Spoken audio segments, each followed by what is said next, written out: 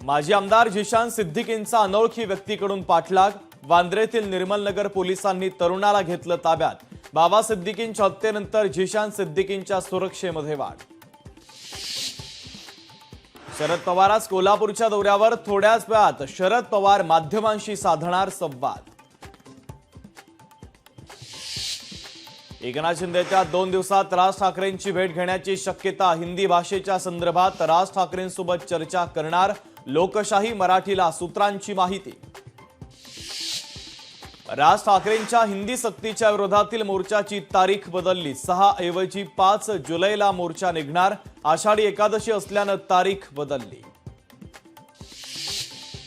2 ऐवजी एकच मोर्चा काढण्यात यावा। मनसे नेत्यांकडून ठाकरेंच्या शिवसेनेच्या नेत्यांना प्रस्ताव।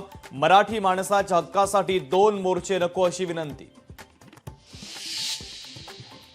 सिडकोमध्ये भ्रष्ट अधिकाऱ्यांची संख्या कमी नाही। सिडकोला खरोखर घरं विकण्यासाठी एजन्सी नेमण्याची गरज होती का हे तपासलं पाहिजे।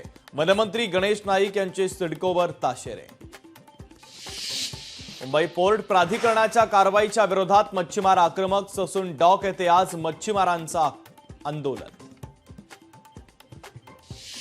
11वीची प्रवेश प्रक्रिया अद्यापही रखडलेलीच। ऑनलाईन साईटमध्ये 6व्यांदा तांत्रिक बिघाड। 30 जूनला जाहीर होणार पहिली यादी। शांघाय सहकार्य संघटनेच्या सदस्यांना संरक्षण मंत्री राजनाथ सिंह यांचे खडे बोल। पहलगाम हल्ल्याचा उल्लेख नसल्यानं निवेदनावर स्वाक्षरी करण्यास नकार। आषाढी यात्रेसाठी आज देवाचा पलंग काढण्यात येणार। पंढरपूरमध्ये वारकऱ्यांना विठुरायाचं 24 तास दर्शन आता घेता येणार।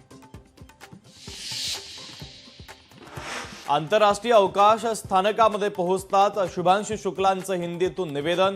मी रोज आपल्याशी बोलत राहील। जय हिंद जय भारत शुभांशु शुक्लांचा संदेश। लोकशाही मराठी ऐका, पहा, जागरूक रहा।